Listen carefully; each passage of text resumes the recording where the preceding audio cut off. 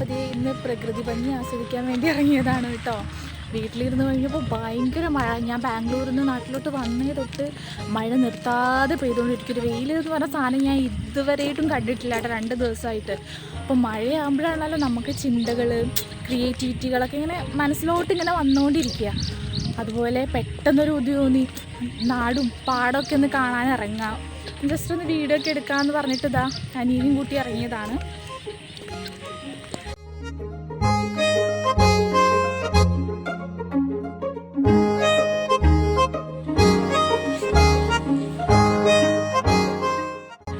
ഇത് നമ്മളെ അമ്മയുടെ വീടിൻ്റെ അവിടെയുള്ള പാടാട്ടോ, വളാഞ്ചേരി എന്ന് പറയുന്ന സ്ഥലത്തുള്ള പാടമാണ്. ഇവിടെ ഉണ്ടായിരുന്ന സമയത്ത് ഇതിൻ്റെ ഭംഗിയൊന്നും ഒരിക്കലും മനസ്സിലായിരുന്നില്ല എനിക്ക്. ഞാൻ വന്നിട്ടുണ്ടായിരുന്നില്ല ആ വീട്ടിൽ. എത്ര കാലം ഇരുന്നിട്ട് പോലും ഞാൻ ഇതൊന്നും ആസ്വദിക്കാൻ വേണ്ടി വീട്ടിൽ നിന്ന് ഇറങ്ങിയിട്ടുണ്ടായിരുന്നില്ല. പക്ഷേ ബാംഗ്ലൂരിൽ പോയി വന്നപ്പോൾ എല്ലാത്തിനും പ്രത്യേക ഭംഗിയാണ് ഇപ്പോൾ.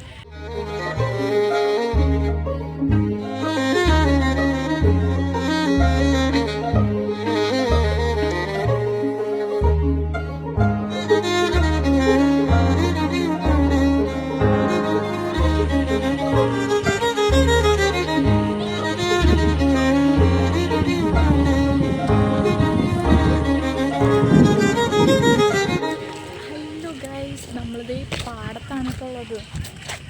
മഴ എന്ന് പറയുന്നത് വല്ലാത്തൊരു ഫീലാണ്.